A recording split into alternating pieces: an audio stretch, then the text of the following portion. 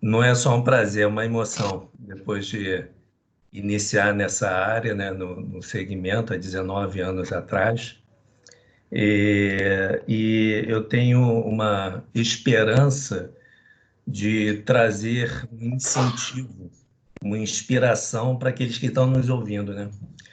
De forma alguma, essa apresentação aqui tem o intuito de formar alguém, né? São conceitos, experiências, né? Troca de vivências, né? Ao longo desses 19 anos e até mais tempo, porque trago aqui também a experiência de outros anos da indústria pipeline, mas simplesmente para trazer um awareness, né?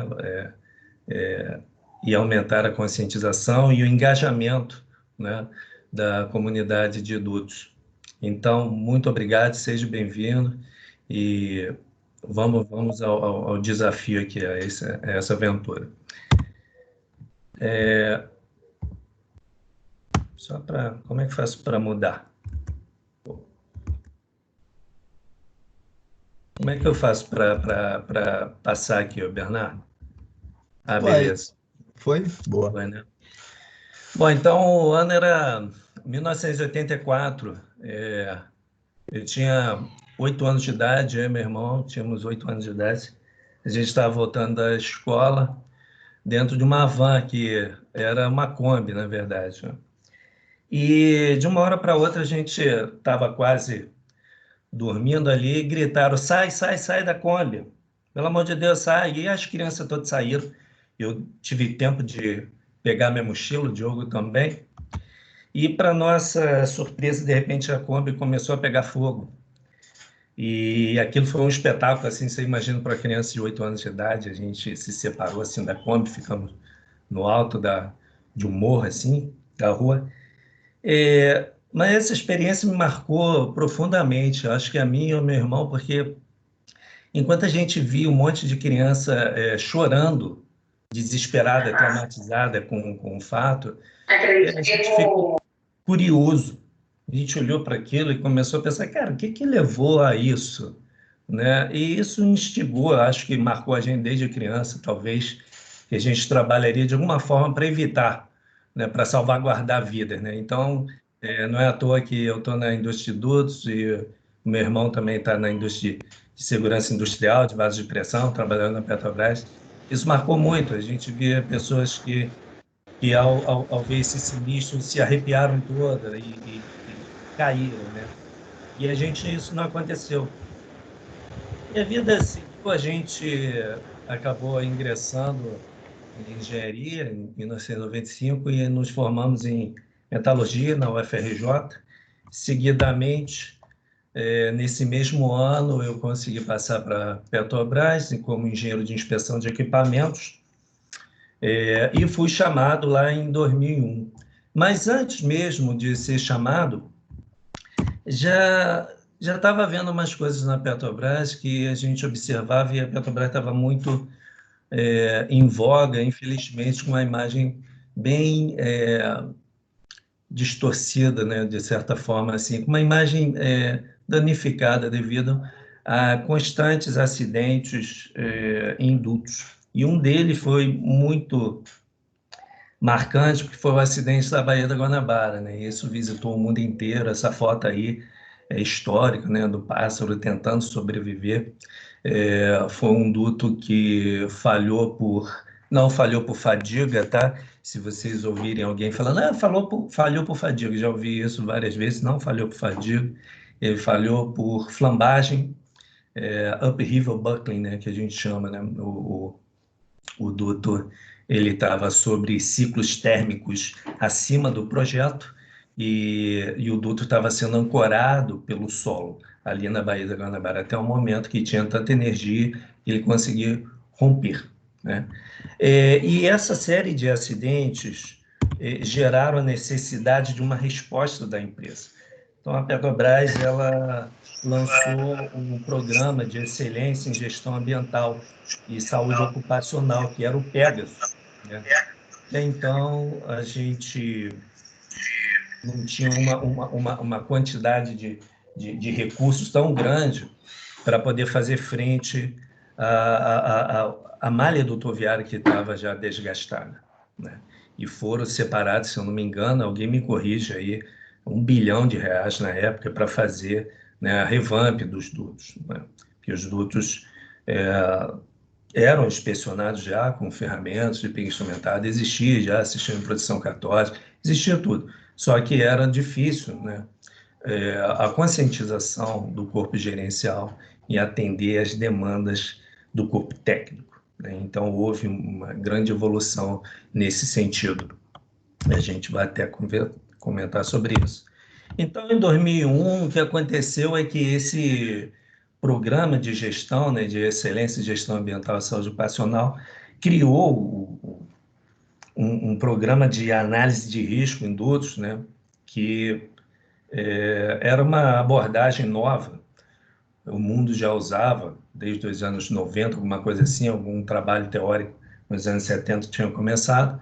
Então, nós começamos a dar a volta pelo Brasil inteiro, né, para fazer análise de risco nos dutos. E ali, basicamente, a gente verificava a suscetibilidade do duto quanto à corrosão interna, corrosão externa, ação de terceiros e geotecnia.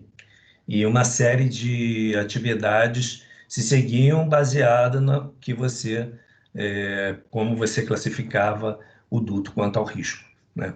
Eu lembro até na época um gerente reclamando, pô, mas vocês têm que rever esses critérios aí, porque qualquer coisinha o duto fica vermelho, não sei o quê. E aí eu tinha respondido na época, não, não é qualquer coisinha fica vermelha, porque o sistema realmente foi deixado durante um longo tempo, né? E por isso, quando você tem que resolver todos os problemas de uma vez só, isso vem à tona, né? E então nós fizemos isso, uma grande campanha, né? Os dutos foram reabilitados, né? Reforçamos o Marcelino, peça crucial, né, fundamental nisso, reforçou a parceria com o Canadá, com a ASME. Marcelino também, que me trouxe na época, quando eu estava formando em engenharia de inspeção de equipamento, ele falou, olha, vai ter uma vaga aqui para Transperto, nós vamos investir muito. E aí nós fomos, né? Eu fui. E realmente foi uma das melhores decisões da minha vida. Chegando em 2020, eu acho que a gente está aqui agora conversando, porque a gente passou por fases. Nós, nessa época, começamos a conhecer mais profundamente, com vários programas de mestrado e doutorado, né, pesquisas sendo fomentadas em todas as universidades do Brasil. Nós adquirimos o conhecimento, né, convertemos isso em prática e disponibilizamos, quer dizer, quando disponibilizamos, dentro de um livro como o Engenharia de Dutos, né, que é uma referência até mundial. E agora, hoje, né, nessa noite, nessa semana, eu acho que a nossa missão aqui é manter esse conhecimento, é criar essa cultura para que novos engenheiros se candidatem a ocupar os nossos cargos, a nós passarmos o bastão e não deixarmos a peteca cair, né? Então, a gente investiu muito em tecnologia na época, né? Tinha o Produt, e as estruturas começaram a ser organizadas com uma equipe de integridade, de inspeção que não ficava misturada com manutenção, né? Tinha realmente uma missão de entregar confiabilidade e não apenas disponibilidade. E eu acredito que isso gerou essa cultura hoje de segurança que permeia quem trabalha na indústria de dutos, né? A gente teve essas 3 fases que toda indústria passa. Nós passamos por imitação, né? Onde simplesmente importávamos todos os equipamentos. Depois começamos a perceber, nós temos um solo diferente, nós temos um regime de escoamento diferente, nossos revestimentos são um pouco diferentes, né? E adaptamos. E hoje eu diria que nós estamos inovando. Eu diria, chamaria atenção, por exemplo, para o PIG geométrico palito, né, que foi uma grande inovação para trabalhar com multisize, né, dutos multisize. Então, isso foi criação nossa. né? O próprio girino, que foi criado pelo Neil Robinson, do CEPS, muito interessante, que permite que você faça intervenções por dentro, né, com esse robô. Fantástico. E aí agora a gente vai para falar sobre gestão de integridade. Existem várias normas que né, endereçam o assunto, e essa CEPA é bem completa, e não é a intenção nossa aqui passar por todas essas ameaças. Você vê que eu fiz questão de deixar bem pequenininho mesmo, sei que não está tão legível, mas para mostrar o quanto um duto está suscetível, né, a tantos fenômenos que ameaçam a sua integridade, a sua operação segura. Então vamos visitá-los aí. A CEPA, para quem não conhece, é a agência, né, de proteção ambiental, de energia do Canadá, né? Trabalha muito forte com a ASME também, e em breve com a ANP, com certeza. Então vamos ver as ameaças aqui. A primeira que eu comecei a trabalhar é a corrosão interna. A corrosão interna é um mundo à parte, né?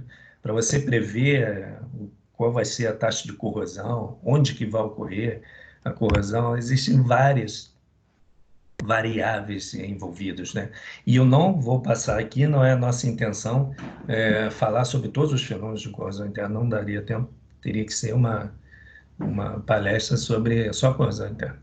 Mas, basicamente, tem várias variáveis, temperatura, pressão parcial do gás que está ali, você está analisando, eu coloquei como um exemplo o CO2, o pH, né, o carbonato de ferro, né, o ácido acético, o regime de escoamento, esse RE aí, para talvez quem não conheça, é o número de Reynolds, né, a velocidade.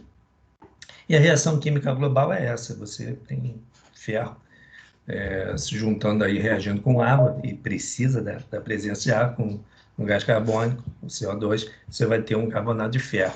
Geralmente esse carbonato de ferro ele pode até formar um filme protetor, mas às vezes com a presença desse ácido acético, o que acontece? Isso daí, ele rompe essa barreira e causa sulcos bem rápidos, né? Picos, né? Qual é a solução para toda vez que a gente está gerenciando, né, corrosão interna, né?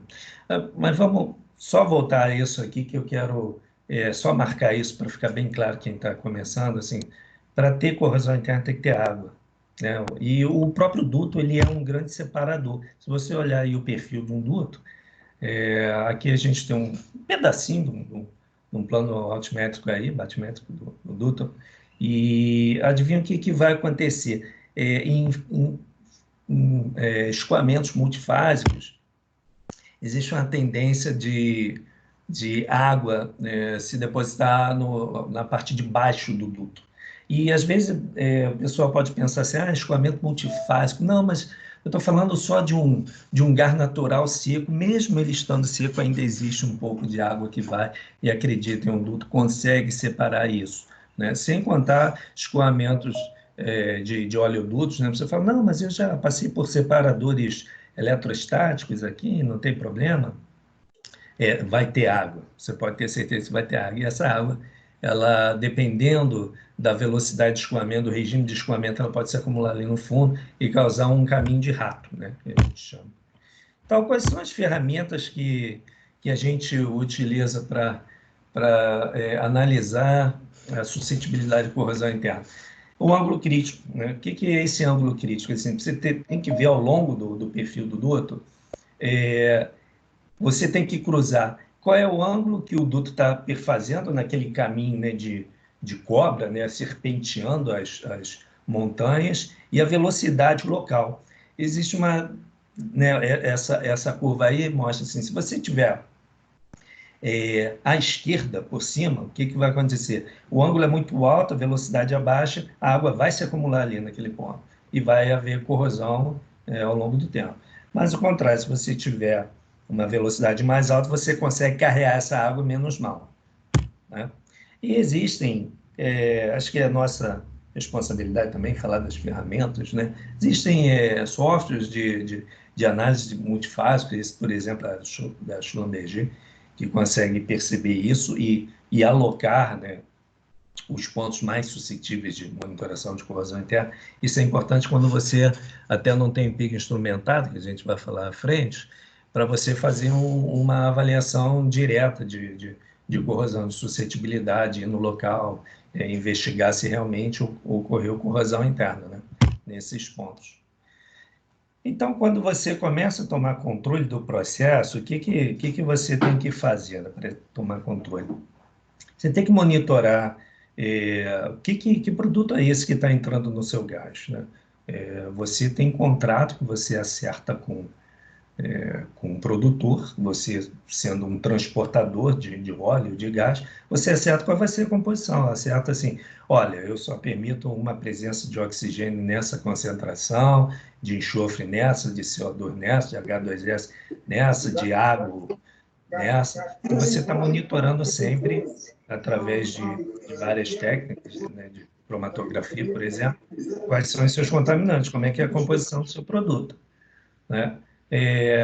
Ao mesmo tempo, para garantir, você vê que são envelopes de segurança, né? O outro envelope é instalar pontos de monitoração de corrosão. Lembra daquele software que a gente falou no slide anterior, que prevê mais ou menos onde pode se acumular água? A gente poderia colocar na geratriz inferior um probe, né, para monitorar a corrosão interna ali e ter noção, perceber onde tem algumas mudanças no processo, que aí você vê a aceleração da taxa de perda de metal, né? E com isso você pode ajustar o seu processo. E inspeção por pico instrumentado, né? A inspeção por pico instrumentado, ela já te permite agir de maneira tardiamente, mas é muito importante, porque você realmente precisa ter mais um envelope de segurança, ter a certeza que não tem corrosão, ou se tiver, ela está dentro de um valor que o duto ainda pode operar de maneira segura. Tudo isso vai indicar para você, olha, você precisa agir. Ou você modifica ali o seu processo, né? Eu quero que você coloque sequestrantes de H2S, eu quero que você controle o ponto de orvalho, porque você ainda está mandando um gás muito úmido, por exemplo. Ou você fala assim, ó, seu processo ainda não está redondo, então tudo bem, vamos colocar inibidor de corrosão por aspersão, vamos colocar sequestrantes de H2S, ok? Isso em termos de processamento, né? Agora também, para outro envelope, já que você está garantindo isso na planta, mas eu vou passar, dependendo da criticidade do duto, um pique para arrastar água, para não permitir que ele se acumule e fique lá durante meses até anos no mesmo ponto, acelerando a corrosão, né?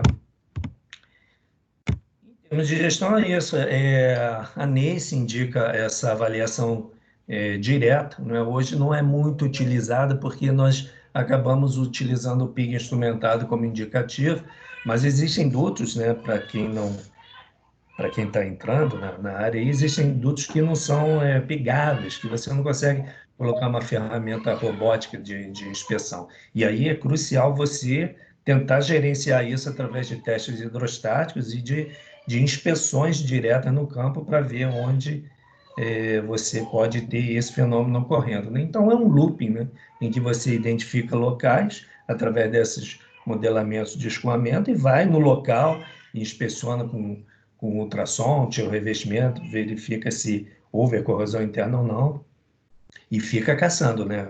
Isso aí é um gato e rato caçando a vida toda. Realmente, você gerenciar a integridade de um duto que não é pigável é uma tarefa muito difícil. E agora a gente vai passar para a corrosão externa.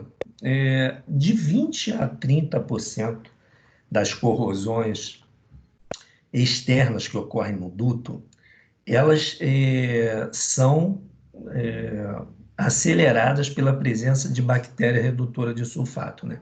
O que essas bactérias fazem? Lembra que a presença de CO2 agora não é o CO2 do produto, eu estou falando de carbonato mesmo que existe no solo, em contato com a parede do duto, forma esse carbonato de ferro.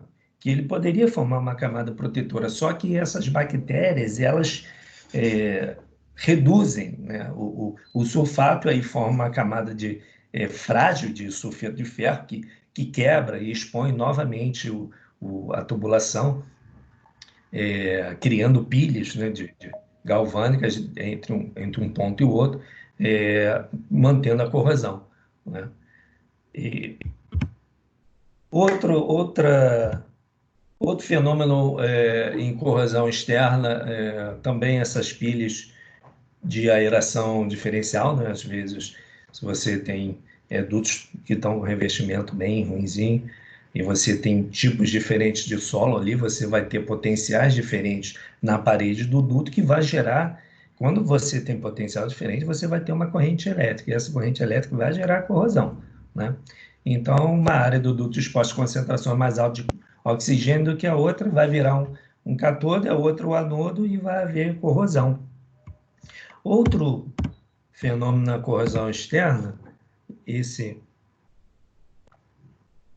que exige interação entre equipes de diversas áreas, né, de uma cidade, de um país, de diversas indústrias, são dutos enterrados, em que você tem uma corrente de fuga entre um duto e o outro. Às vezes você não faz a conexão correta entre um duto e o outro, e um duto ele serve como um ponto onde ele vai retornar a corrente, em detrimento, acaba que um duto é utilizado como anodo, né? Protege um duto e a corrente sai dele, porque acaba que a corrente que retorna para o retificador, né, está saindo através de um duto que está cruzando em 90 graus, que é um cruzamento péssimo, né?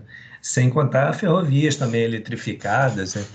Dutos, quando chegam perto de cidades, eles sofrem interferência de corrente contínua de sistemas ferroviários, né? Metrô, né? Operações de mineração também.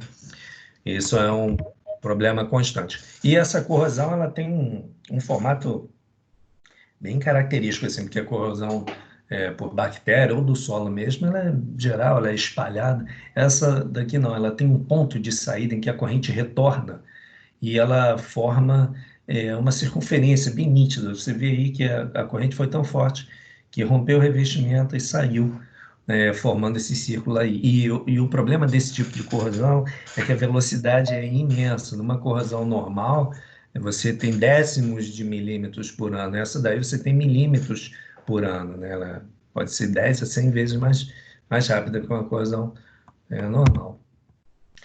Outro problema de corrosão externa é que muitos dutos nos Estados Unidos, por exemplo, é difícil você encontrar hoje, um país tão desenvolvido, um caminho, uma faixa de dutos. Eu vou passar meu duto por aqui. Aí, beleza, você cria uma faixa de dutos. Você não cria, você aproveita faixas de dutos. E muitas dessas faixas, na verdade, são faixas de linhas de transmissão. E essas linhas de transmissão, elas interferem eletromagneticamente com o duto, né?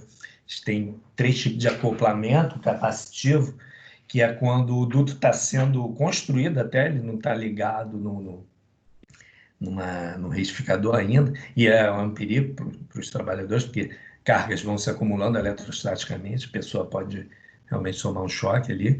Tem um acoplamento resistivo, que isso aí realmente corrói logo, que é quando as torres não estão bem aterradas e a corrente acaba entrando e saindo no duto, e o indutivo em si, a própria campo magnético da torre, ela gera uma corrente alternada no duto. E dutos que têm um revestimento muito bom são os mais suscetíveis, porque aí eles retêm a corrente ali e depois vai dar problema lá na frente, quilômetros de distância, onde tiver um furinho no revestimento, a corrente vai sair por ali e vai ser uma corrente alta, né, eletrolítica, dando aquele tipo de defeito que a gente viu no slide anterior. E, às vezes, tem um problema que é relativamente raro, já aconteceu no Brasil, é que as pessoas invertem a polaridade do retificador na hora, ao invés do retificador estar injetando elétron, estar injetando corrente para para proteger o duto, ocorre o contrário, ele suga. Basta você ligar o positivo no negativo, que isso acontece. E a velocidade de corrosão é imensa. Isso aí vai acontecer em 1 mês, 2 meses, né? Olha a velocidade de corrosão, olha o tamanho da cratera que foi criada no duto, né? Mas, felizmente, a gente tem hoje uma equipe de proteção católica no país que sabe muito bem o que está fazendo, e treinamentos, né, na Abrapa, que não deixa aí os dutos a desejar e o sistema de proteção católica. E aí, quando a gente está falando de ferramentas, né, lembra daquilo que você tem que fazer, que você precisa ligar eletricamente ali para evitar que tenha essa drenagem de corrente descontrolada, né? Então, você realmente faz uma drenagem ali, um ponto correto, todo projetado para que esses sistemas elétricos não interfiram no teu sistema de proteção catódica. Mesmo assim, isso é uma tarefa muito difícil. Volta e meia a gente tem que voltar lá porque o sistema é muito complexo, né? Então, quais são as ferramentas também, além de da gente fazer esses pontos de drenagem, para evitar duto? Pode parecer uma obviedade o que está colocado aí, mas assim, os primeiros dutos nos Estados Unidos, e ainda tem duto até hoje, acredite, não tem revestimento, né? Então, é um duto nu, duto colocado no solo e corroendo. Aí uma grande ferramenta é o revestimento, e isso é uma coisa que nós temos evoluído muito, né? Nós tínhamos os primeiros revestimentos em fita que geravam corrosão sob tensão, gerou no Canadá, coaltar, asfaltar que está gerando aqui no Brasil. Hoje a gente tem polietileno de tripla camada, FBE, né?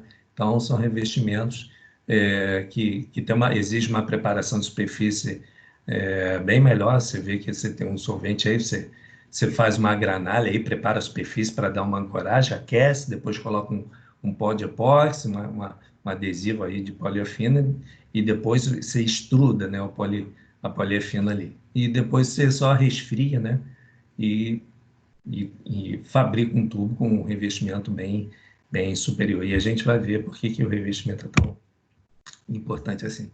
E, obviamente, a corrente impressa, né? Eu falei tanto de retificador, o pessoal deve estar, talvez quem não conhece, o que é isso? Você liga a tubulação ao retificador, que vai pegando do sistema elétrico mesmo, corrente alternada, e vai colocar isso como corrente contínua, e você vai ter anodos inertes, que eles são colocados bem distantes do tubo, não nessa proximidade, porque isso aí é só esquemático, bem distante para que essa corrente consiga atingir quilômetros do duto. Você vê a distância entre retificador e outro, geralmente é no máximo 5 quilômetros, variando aí de 3 a 5 quilômetros, para que você consiga realmente alcançar homogeneamente o potencial e evitando superpotencial também. Quando a gente exagera conforme o duto ele vai envelhecendo, você acaba tendo que imprimir mais corrente, né? Mas se esse espaçamento for muito longe de retificador a retificador, essa impressão em corrente ela pode gerar uma superproteção. O que significa? Tanta corrente que você coloca que ela acaba danificando o revestimento. E aí acaba que a sua solução vira um problema, né? Você está usando incorretamente sua proteção catódica, né? É uma ferramenta utilizada para você ver se o que você está aplicando está funcionando. É uma técnica de levantamento de potencial, o CIPS, né? Em que ele vai ver ao longo do duto como é que está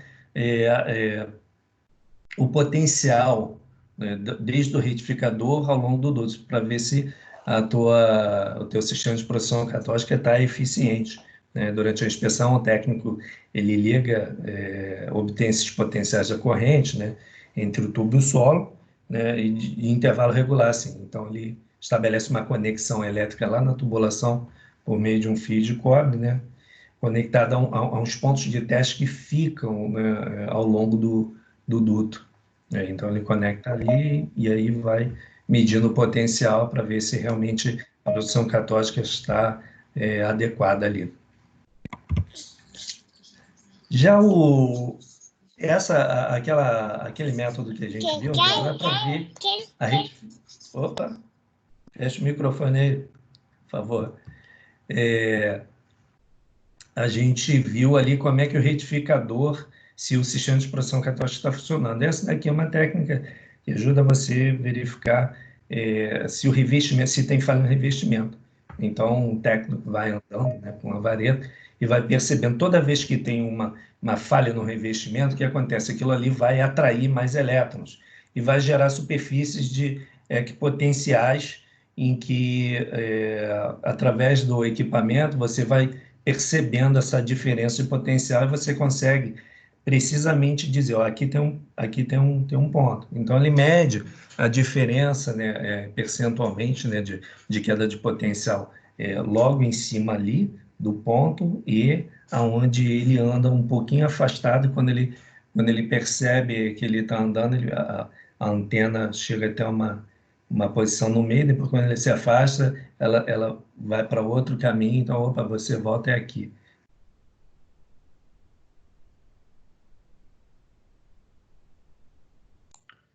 Lobac, você abre seu microfone, abre seu microfone. Acho que acabou mutando aqui sem querer.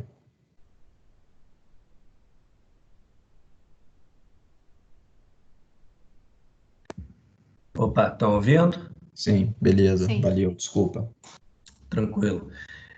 Então, o DCVG ele é uma técnica para você analisar como é que está o teu revestimento, né? Agora ele consegue ver se o revestimento ele estiver aberto, colocando a superfície do tubo exposta. Se o revestimento estiver descolado, armazenando água ali, o DCVG não consegue ver. E isso é um dos desafios que a gente tem até no fenômeno que a gente vai ver lá na frente, de corrosão sob tensão. Vamos lá. Agora, voltando para... Se vocês perceberem, a gente só falou lá de perda de metal, né? Corrosão interna, corrosão externa. Não falei sobre corrosão atmosférica, no nosso caso aqui, né? E agora vamos falar de trincamento, fadiga, né? Fadiga é um fenômeno muito difícil de ocorrer em dutos, tá? Porque os dutos, a gente vai ver no slide anterior, os dutos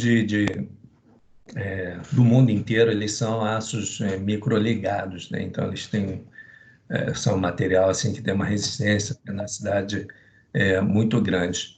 Mas, ainda assim, em soldas circunferenciais, se você tem amassamentos e for um duto de líquido, ele pode estar suscetível, sim, ao fenômeno de fadiga, e por isso que a indústria de dutos é bem criteriosa com isso, porque amassamento de acima de 2%, a gente nem para ficar fazendo análise de fadiga, como se faz convencionalmente em outras estruturas. A gente pega, corta o tubo e tem saudações, a gente continua operando aí seguramente. Se um amassamento for percebido na geratriz inferior, menos mal, porque a gente sabe que o que foi é que o solo pode ter assentado e aí ele está em cima de uma pedra. Essa pedra acaba servindo como uma restrição, evitando que o tubo fique amassando e desamassando. Agora, quando você tem um amassamento na região superior, esse amassamento ele é muito arriscado de você manter, você tem que ir investigar, porque provavelmente ele foi uma ação inadvertida de um terceiro que chegou ali com a retroescavadeira e ele não apenas amassou, como provavelmente arrancou material, gerando uma cava, e aí ali as propriedades metalúrgicas do material já esquece, que já foram modificadas, e você esquece o que eu acabei de falar, que não é suscetível a fadiga, porque sim vai romper. Então, só nesses casos. Agora, um tubo perfeitamente fabricado, sem defeito ali, colocar e submeter a variação de pressão normal da vida de um duto é muito difícil. Eu desconheço, apenas em defeitos de solda, próximo a defeitos de soldas, assim, que você experimentaria fadiga. E por que isso, né? E o que você faz, como é que você faz para identificar esses amassamentos? Você tem, a gente vai falar sobre ele de novo, piques geométricos, né? Você pode passar logo depois da construção né, como em intervalos regulares. Esses picos conseguem indicar ao longo da circunferência do duto e ao longo do comprimento do duto onde é que você tem um amassamento, né? Por que que o duto, os nossos aços microligados não são assim suscetíveis à fadiga, né? Existem 4 maneiras de você conferir resistência a um aço, ao material, né? Você endurece por solução sólida, né? Você coloca átomos que substituem na rede cristalina ali o ferro. Você pode fazer endurecimento por precipitação, você coloca elementos que vão se juntar e formar como se fosse tijolos no meio de um parque de patinação. Imagina uma bailarina tendo que passar e esquiar, com um monte de blocos na frente dela, isso atrapalha as discordâncias a se deslocarem. Você tem a forma também mais burra, que seria só trabalho a frio, que aí você gera um monte de discordância, mas aí você aumenta a resistência e abaixa a tenacidade consideravelmente. E, por último, você tem o que se faz para obter as altas resistências dos aços API, né, que é refino de grão. Então, existe um controle muito grande aí, desde aí de cima, a temperatura do reaquecimento na fase alfa, e depois ele começa a, a trabalhar para que ocorra uma recristalização bem demorada, bem devagar ali, e não dê tempo de o grão final crescer, porque o material já, na hora que tem a renucleação do grão, ele não tem muita energia para fazer crescer, né? A temperatura já está baixa, então ele acaba ficando com uma microestrutura bem fininha, né? E agora vamos falar ali sobre trincamento, né? Continuando sobre, a gente falou sobre fadiga, agora vamos falar sobre as trincas assistidas pelo meio. Tem dois problemas, eu estou falando de forma geral, quero lembrar a todos assim que não é de forma alguma a minha intenção de colocar todos os fenômenos que existem, estou colocando os gerais, né, os mais comuns que a gente tem visto aí.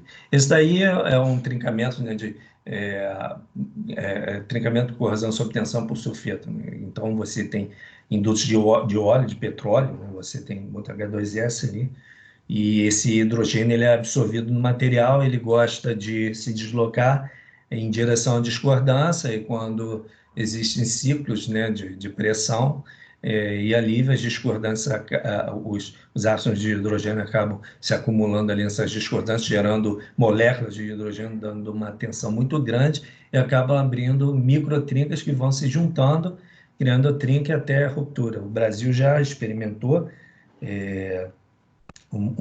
lá em São Paulo, né? O Obati escuro, se eu não me engano, rompeu, porque tinha uma carga de petróleo lá que estava com H2S. Ocorreu um fenômeno chamado SORRI, que é corrosão induzida por hidrogênio orientada por tensão, né? Traduzindo. Só que essa é uma ameaça interna, existe a ameaça externa também, que é a corrosão sob tensão. E isso daí a gente tem aprendido com a experiência alheia e com a nossa experiência também. Tem uma história aí importante contar aqui. A gente começou a conhecer os problemas de corrosão sob tensão ali nos anos 90 no Canadá, que o pessoal utilizava uma fita, que essa fita, quando ele puxava, aquele ressalto que existe na solda longitudinal fazia com que a fita se descolasse do tubo, e aquela fita era muito frágil. Qualquer movimentação de solo já fazia uma dobra, a água entrava, ali ficava com um pH neutro, próximo de neutro, e dava corrosão sob tensão, porque da onde vinha esse excesso de tensão? Vinha justamente porque estava próximo à zona afetada pelo calor.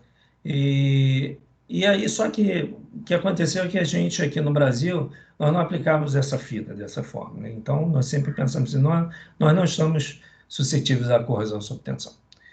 Acontece que o sucesso, às vezes, ele não é um bom conselheiro, né? Você acha que você está dominando o assunto, você está sempre aprendendo, né? Em dezembro de 2015, ocorreu uma ruptura e nós fomos investigar.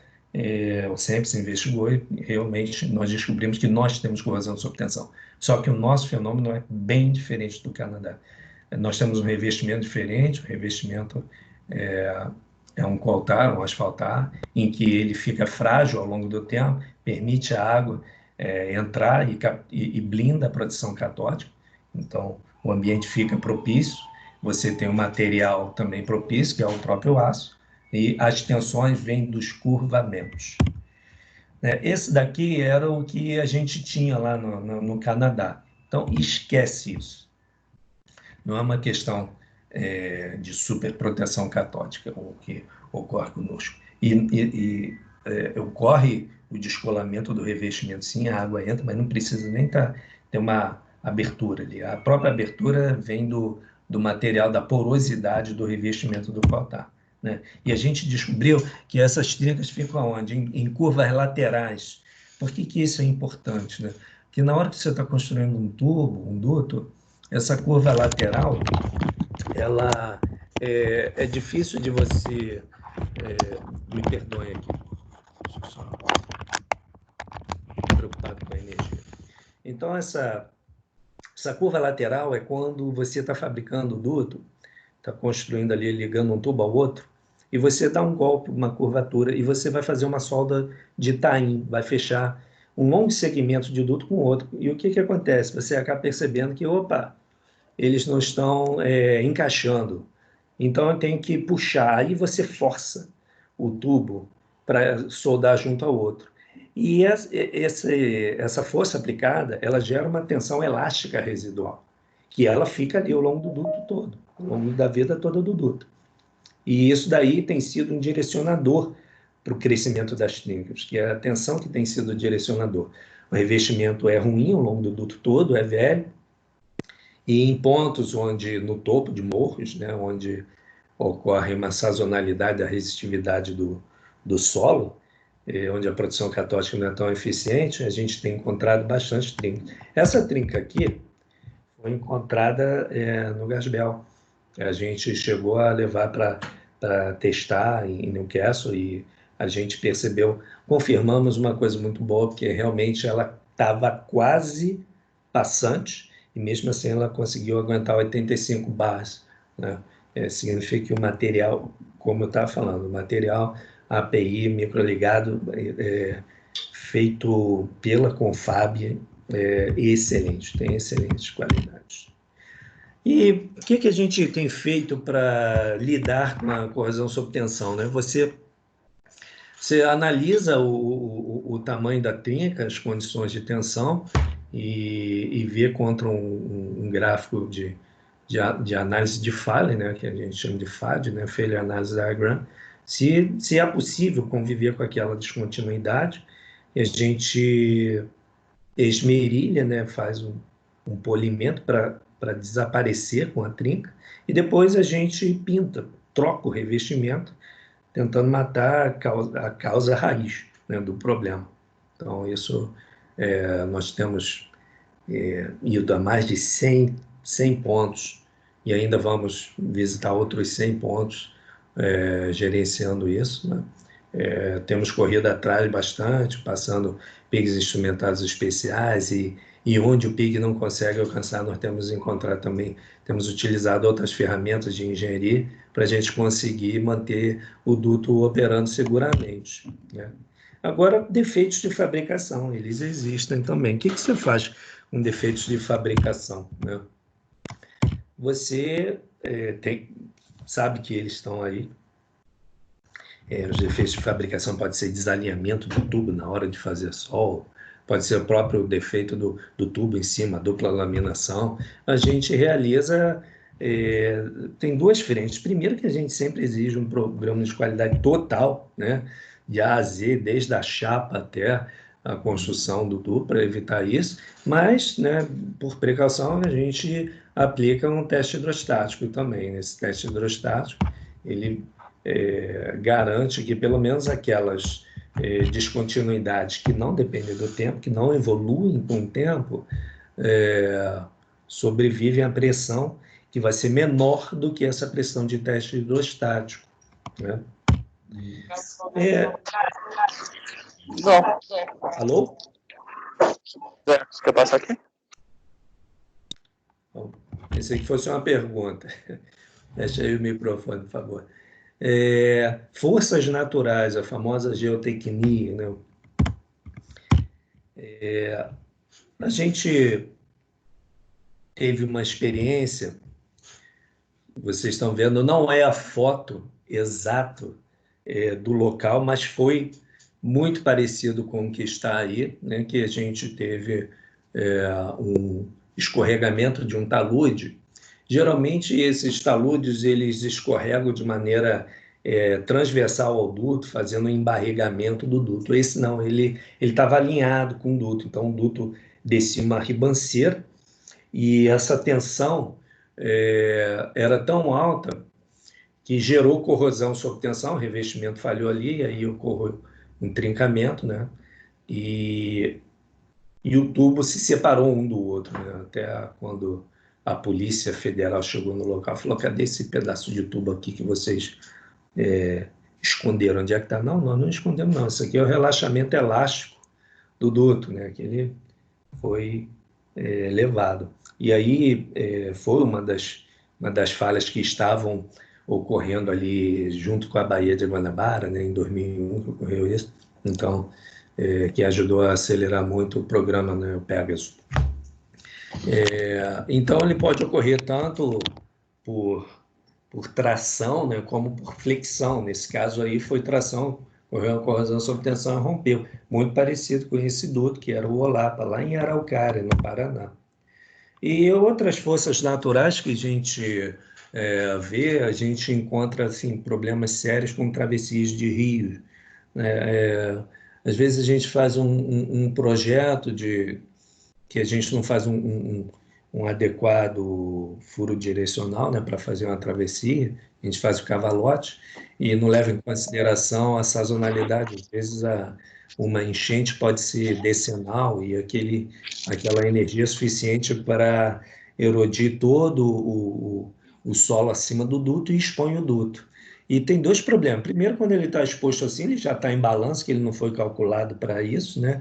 E enquanto ele não está assim em balanço, quando está ocorrendo essa erosão aí, a enchente, ele ocorre um fenômeno muito parecido com o duto submarino.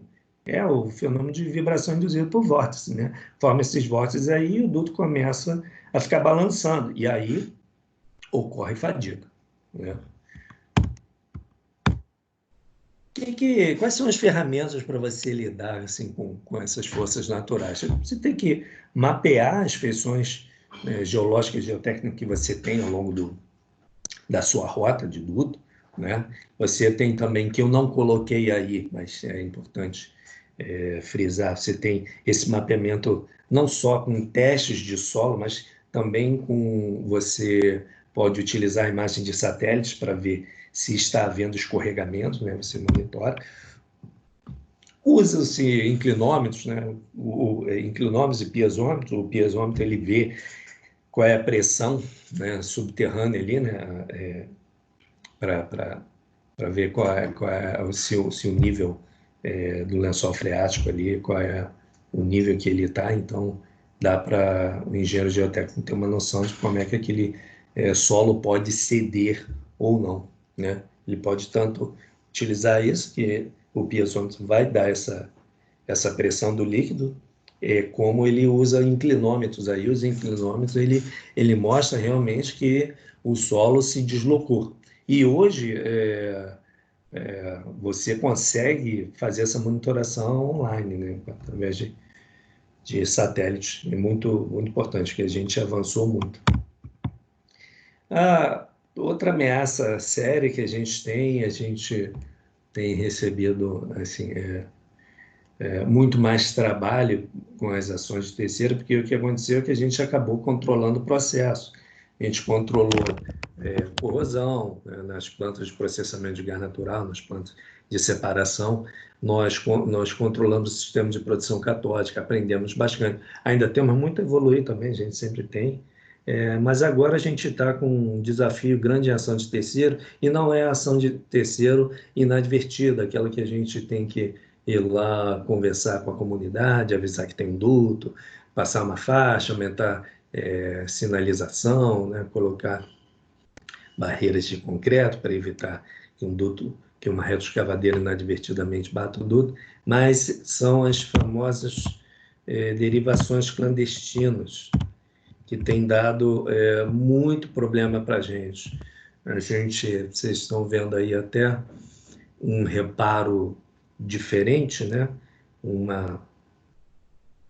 Não é uma dupla calha, é um reparo bem, uma luva bipartida, que tem um domo. Esse domo é para encapsular, às vezes, uma válvula que os bandidos deixam, né? Porque eles estão roubando óleo, e isso a comunidade de gasodutos também está sofrendo com isso, porque não dá para você diferenciar um oleoduto de um gasoduto. Você pode escavar, colocar o ouvido ali, você não vai perceber a diferença, e eles inadvertidamente furam um gasoduto, e isso tem dado problema para a gente muito grande, né? E o serviço é porco, é mal feito. Geralmente, quando a gente chega lá, a válvula está vazando gás, é muito perigoso. Então, isso tem dado, o Brasil tem criado a Transpetro ali, junto com a Agência Brasileira de Inteligência e outros órgãos, tem criado uma força-tarefa para desenvolver, né, uma metodologia, um protocolo para evitar, para diminuir, para que não ocorra o que aconteceu no México, né, que o México demorou muito tempo para reagir, e hoje é uma guerra, né, onde até os militares estão envolvidos para combater o crime organizado. Ferramentas, quando tudo isso que você fez não funcionou, quer dizer, de certa forma, você, sempre com integridade, você tem envelopes, né? Você não pode simplesmente dizer, eu controlo o processo, não existe corrosão interna. Eu controlo o processo, não existe corrosão externa. Você ainda precisa ir lá e inspecionar, mesmo que você faça tudo o que tem que se fazer para manter a integridade. Ainda pode haver falhas, né? Mesmo que pontuais, elas vão se somando. Uma das ferramentas é um PIG instrumentado magnético, é muito utilizado em gasodutos por conta de não precisar de acoplamento, né? Um PIG ultrassônico, que a gente vai ver aí, precisa de um acoplante, né? Precisa do líquido. Um gasoduto não tem líquido. E aí, basicamente, você mede a perda de espessura pelo vazamento do fluxo magnético, né? Você satura, isso é muito importante. Se você não saturar, não colocar um nível de magnetização alto, quando essas linhas de força magnética passarem por um defeito, elas vão simplesmente se reacomodar e não vão vazar, se não estiver, né, no nível máximo de magnetização, né? Então, é importante você magnetizar no nível alto, de maneira que você vá perceber um sensor que existe essa perda de metal, né? O outro PIG é o PIG ultrassônico, ele tem uma resolução bem alta, né? E através dessa diferença aí do standoff, você consegue indicar se trata-se de um defeito interno ou se é um defeito externo, né? Você comparando essas duas curvas aí, você percebe que o defeito à direita é externo, né? Porque o standoff dele ele tem o mesmo valor, ele não muda, então o defeito é externo. Os PIGs instrumentados ultrassônicos, eles não são usados apenas para perda de metal.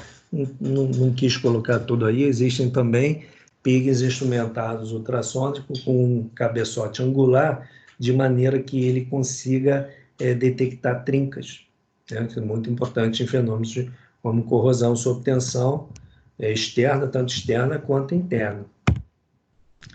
E uma solução que é relativamente nova e tem ganho força é o EMAT, né? O EMAT é interessante porque ele gera um pulso ultrassônico no material através de uma variação magnetostrictiva, né? Ele varia o campo magnético, gerando uma onda ultrassônica, viaja no duto e retorna para o outro sensor. E acabou que, de passagem, né, ele acaba conseguindo identificar a condição do revestimento. porque quando o revestimento está descolado, acaba que parte da energia não é dissipada, ele consegue indicar a aderência ao substrato ali do revestimento ou não, né? E, finalmente, essas ferramentas de PIN instrumentado, dentro do gerenciamento de integridade, elas vão gerar para você várias informações, entre elas a profundidade, que você vai ver ali, esse D sobre T da equação, assim como a própria espessura, T, para confirmar. E, através dos parâmetros operacionais, você pode utilizar modelos, são vários que existem. O meu preferido é o da DNV RPF 101, e indica o menos conservadorismo, a pressão de falha. Você tem aí no gráfico à sua direita, né, também é parecido com é um diagrama de análise de falha. Dentro da curva, você está numa zona tolerável, então você tem uma máxima profundidade ali para o comprimento. Então, você tem um comprometimento entre a profundidade e o comprimento. Você, passando dessa linha, você está numa zona arriscada, é possível que o defeito vá romper. Isso é no nível que a gente chama nível 1, né? Quando você recebe os dados assim. Existe um nível 2, que é quando você tem que ir no campo e aí medir com ferramentas de ensaio não destrutivo pontualmente, você aumenta a sua certeza, porque o PIG instrumentado ainda tem uma incerteza alta em relação ao que ele está te medindo, né?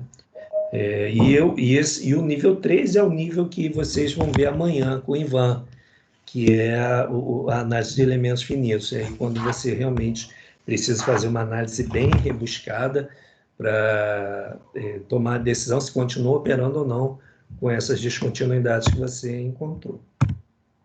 Agora, retornando lá na CEPA, o que é importante falar sobre gestão, e que evoluiu muito, né, na área de integridade, assim, nas empresas, é o seguinte, ter isso como uma atividade muito bem organizada, né? As empresas hoje elas querem certificação ISO 9000, né? ISO 14000, então aqueles sistemas de gestão integrada. Então você tem que ter um escopo do programa de integridade que basicamente vai pegar essas ações para todas as ameaças que vocês viram ao longo dessa apresentação, elencar. E na seção 4 ali, a CEPA ela diz assim, não, você tem que ter políticas corporativas, você tem que demonstrar que a corporação está engajada em operar com segurança. Esse objetivo de operar com segurança não pode ser de um time isolado, porque esse time isolado ele vai até dar conselhos, vai dar aval, mas no final das contas, quem decide sobre o CAPEX, sobre o OPEX, é sempre a alta direção. E essa alta direção, se não estiver comprometida, é muito certo de que no médio e longo prazo algum sinistro vai ocorrer, né? E na seção 5, você deve descrever os seus sistemas perfeitamente.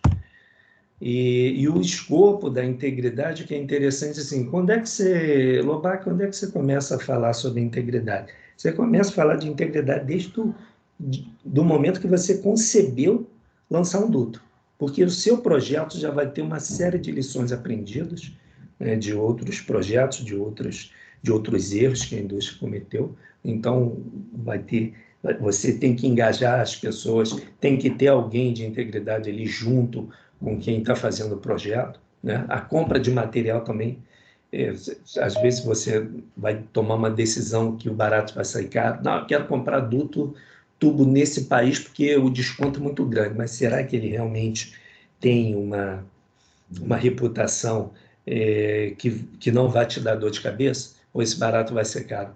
Você pode comprar um monte de tubo em formato de gota, um monte de tubo com dupla laminação, com a quantidade de enxofre e fósforo acima do limite, te dando problema de soldagem. Então, tudo isso você deve levar em consideração. Construção, é o que eu acabei de falar. Quais são os métodos construtivos? Você deixa realmente você consegue atingir aquela pressão de teste hidrostático que tem que alcançar, você consegue fazer um curvamento controlado, como é que é essa sua solda em campo, né?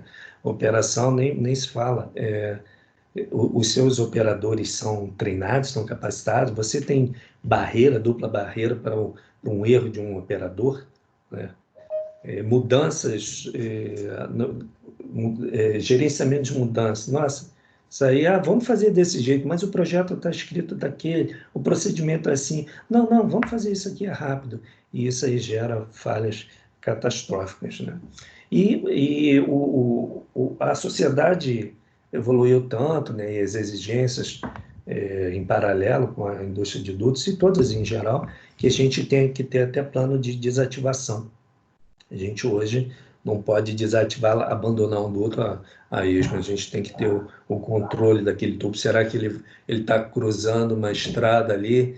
E será que ele pode correr e o solo colapsar com a passagem de caminhões ali e aquela rodovia romper de uma hora para outra? Então você tem que fazer análise de integridade até de extensão de vida de um duto que já não está mais operando, tá?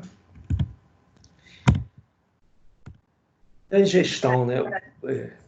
A gestão, na sessão de 6 a 8, a gente fala como o cerne do que você tem que ter dentro de uma empresa, né? Tem que manter os dados. Se você não tiver... A gestão de integridade, ela lida muito com o passado, né? O projeto, o cara, ele gosta muito ele se empolga, faz um projeto, lança e vai embora. A integridade, ela vive com o presente, com o passado, o presente e o futuro do ativo, né? Ela quer saber o que aconteceu, como é que está hoje, e ela calcula para o futuro. E historicamente, as empresas tinham base de dados que foram perdidas, né? Não foram guardadas, e a gente sofre até hoje com isso. A gente tem sempre que voltar atrás e criar nossas bases de dados. Quando o Douglas está aí, pode até falar depois, a falta que faz a gente não ter uma base de dados de fala de dutos para a gente poder fazer análises mais confiáveis, né, de análise de risco. Bom, o gerenciamento da mudança, que eu não tinha falado, é crucial. Competência e treinamento, né? A competência vai vir de um comportamento do profissional que vai além do conhecimento, que a gente deve comentar em breve. A gente já está acabando aí. Então, os bancos de dados, como eu estava falando, gerenciamento da mudança e conhecimento, né? A habilidade de você realmente transformar o que você aprendeu em realização, em entrega. O futuro. O que eu imagino, a gente tem ouvido falar muito aí de data science, né? Parece que até que isso aí é só uma profissão do Facebook, do LinkedIn, alguma coisa assim, mas não se engane. Eu acho que na frente, se nós não aprendermos data science a lidar com os dados e extrair informação, dentro da capacidade hoje que nós temos vários algoritmos que podem nos dar muitos insights, a gente vai ficar para trás. Eu mesmo estou estudando bastante sobre isso, querendo avançar, porque existem dados que não catalogados de fenômenos que ocorreram, que não estão na literatura, mas que podem te dar uma ideia de probabilidade de falha em determinados locais. Vou dar um exemplo, né? Às vezes você tem o as-built de um duto e você não consegue explicar pelos dados que você observa ali qualquer diferença, por que um local tem trincas mais profundas que o outro. Mas aí, de repente, se você começar a cruzar alguns dados como qual era a equipe, cruzar trincamento por equipes, que faziam tie-in, e de repente você percebe que uma equipe seguiu o procedimento ou não, e isso é uma coisa que não está clara ali no as-built. E você vai ter que investigar bastante. Hoje, eu acredito que esse é o próximo pulo do gato, né? A gente avaliar tudo que estava em volta de um fenômeno que não apenas o perceptível, que é óbvio, mas o que está ali por trás, né? E a gente poder trazer algum insight somente utilizando essas ferramentas futuras. Queria falar agora, estender um pouquinho sobre o profissional, já que talvez aí tenha alguns profissionais querendo se engajar, né, tentando entrar no mercado, ou já até entrando, né? Além desses conhecimentos interpessoais, a gente está falando aí de adaptabilidade, né, de trabalho em equipe, com team building ali. A gente, o engenheiro de integridade, quem está entrando nessa área, deve entender que ele tem um papel e que muitas vezes ele vai ser desafiado, porque ele tem um conflito de interesse com a organização bem grande. Ele tem que entender a organização em que ele trabalha, mas ele também tem que ser o guardião daquele conceito. Então, a operação ela quer produtividade, a manutenção ela quer disponibilidade, ela quer entregar. Já fiz reparo, entrega. E a responsabilidade maior ali do conceito da segurança acaba ficando com a integridade, né? Então, o profissional de integridade, ele vai ser muito perguntado assim, eu posso operar? Essas são as condições, eu posso? E você tem que ter muita segurança. Se você for inseguro, provavelmente qualquer coisa que você vir, você vai falar assim, não pode operar não. E você vai cair em descrédito, porque, afinal de contas, você acaba não contribuindo para a organização. A organização, ela não vem de segurança. Segurança é um aspecto muito importante, óbvio, mas ela vem de um produto. No nosso caso, ela transporta fluido. E nós temos que fazer com que essa energia chegue em outras indústrias. E ao passo que você também for muito arriscado, não, pode tudo. E aí depois ocorreu uma ruptura, você vai responder por isso. Então, em alguns momentos, você sofrerá uma pressão. Não, tem que operar, não é preciso operar. E você deve ser firme com conteúdo. Não é firme para demonstrar poder, né, status. Não existe isso nessa profissão. Ela é uma profissão... eu gosto muito de fazer uma comparação, se você me permite, com um filme, daquele filme do soldado americano do sniper americano, né, que o irmão dele fala para ele assim: existem 3 tipos de pessoas nesse mundo, né? Os cordeiros, né, que são as pessoas indefesas, existem os lobos, são os gananciosos, que querem se aproveitar de tudo, os violentos, e existe o pastor. Então, o engenheiro de integridade, eu entendo que ele é um pastor, um guardião, ele vive em equilíbrio, né, defendendo, né, a sociedade, de certa forma, salvaguardando pessoas, né, e dentro da segurança, permitindo que a operação ocorra de maneira tranquila, né? O profissional de integridade, ele é uma pessoa muito íntegra. Você não vai ver um cara entrando nessa profissão para enriquecer assim. Isso não significa que você não vai ganhar dinheiro, não se preocupe. Você vai. Mas ninguém entra nisso daqui simplesmente com a previsão de querer enriquecer. Entra porque existe um sentimento de missão dentro da engenharia que é muito fortalecido quando você trabalha com gestão de integridade. Ok? Então é isso. Obrigado pela presença de todos, pela audiência. Fica aí a palavra ao Bernardo para falar um pouco mais do YPP, né?